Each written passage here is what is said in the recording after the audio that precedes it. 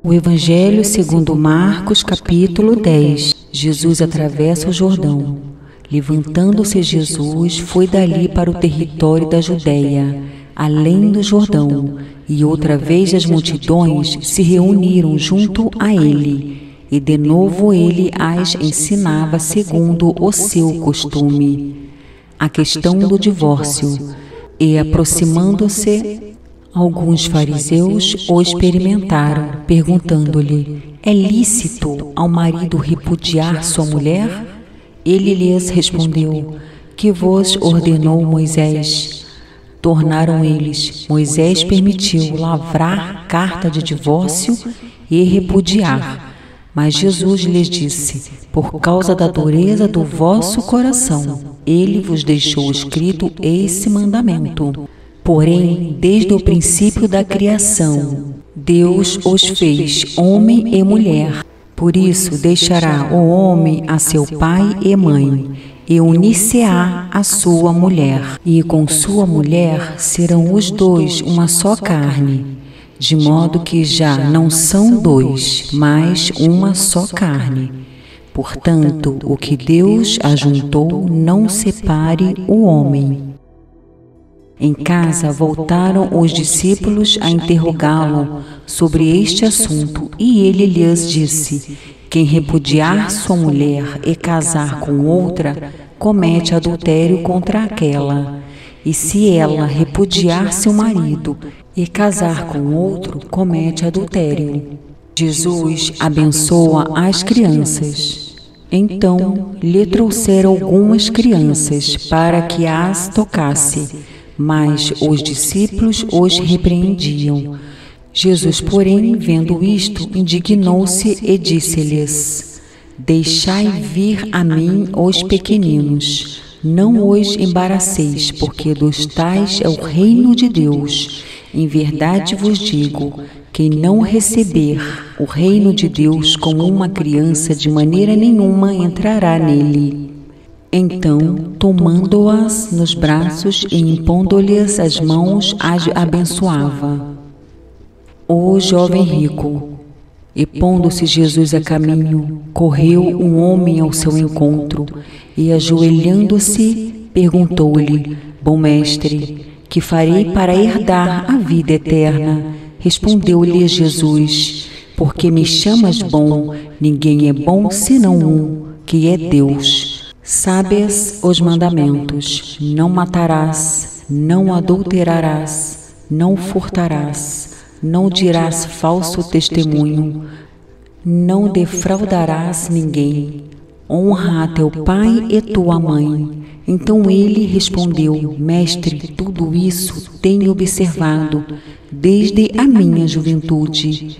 E Jesus, fitando-o, o amou e disse: só uma coisa te falta. Vai, vende tudo o que tens, dá-o aos pobres e terás um tesouro no céu. Então vem e segue-me. Ele, porém, contrariado com esta palavra, retirou-se triste, porque era dono de muitas propriedades.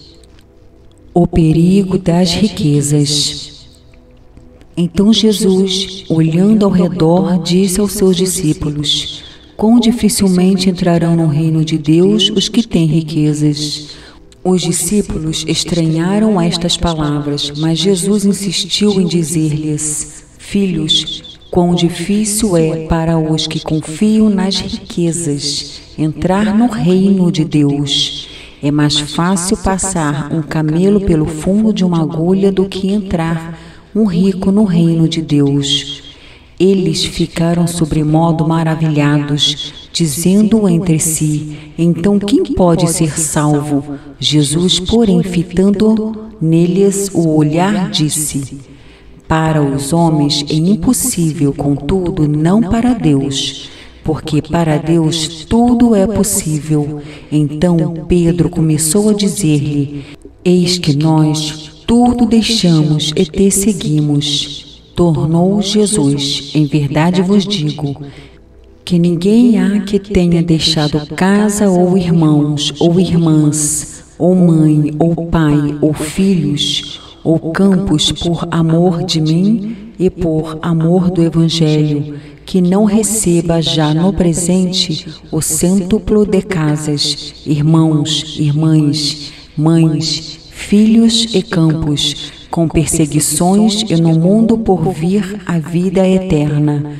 Porém, muitos primeiros serão últimos, e os últimos primeiros. Jesus ainda outra vez prediz sua morte e ressurreição. Estavam de caminho subindo para Jerusalém, e Jesus ia adiante dos seus discípulos. Estes se admiravam e o seguiam, tomados de apreensões.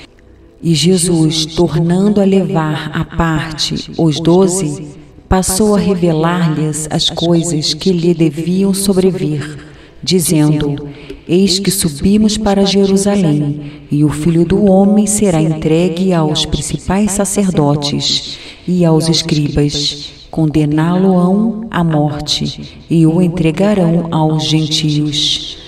Hão de escarnecê-lo, cuspir nele, açoitá-lo e matá-lo, mas depois de 3 dias ressuscitará.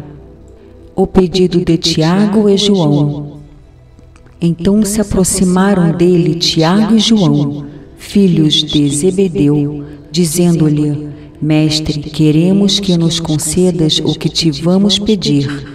E ele lhes perguntou: Que quereis que vos faça? Responderam-lhe: Permite-nos que, na tua glória, nos assentemos um à tua direita e o outro à tua esquerda. Mas Jesus lhes disse: Não sabeis o que pedis. Podeis vós beber o cálice que eu bebo ou receber o batismo com que eu sou batizado?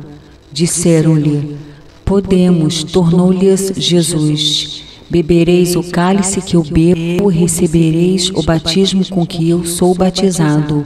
Quanto, porém, ao assentar-se à minha direita ou à minha esquerda, não me compete concedê-lo, porque é para aqueles a quem está preparado. Ouvindo isto, indignaram-se os 10 contra Tiago e João. Mas Jesus, chamando-os para junto de si, disse-lhes: Sabeis que os que são considerados governadores dos povos têm-nos sob seu domínio, e sobre eles os seus maiorais exercem autoridade.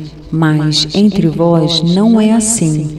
Pelo contrário, quem quiser tornar-se grande entre vós, será esse o que vos sirva.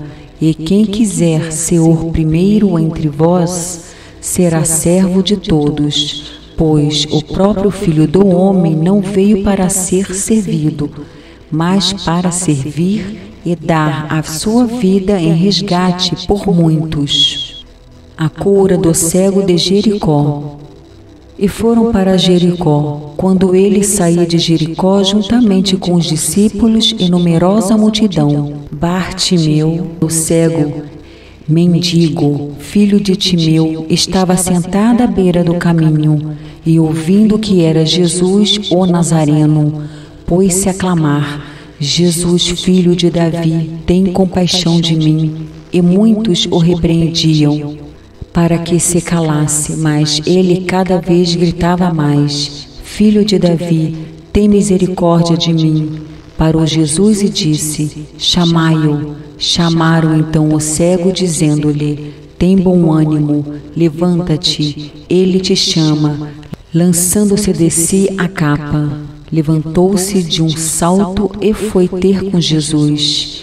Perguntou-lhe Jesus: Que queres que eu te faça? Respondeu o cego: Mestre, que eu torne a ver.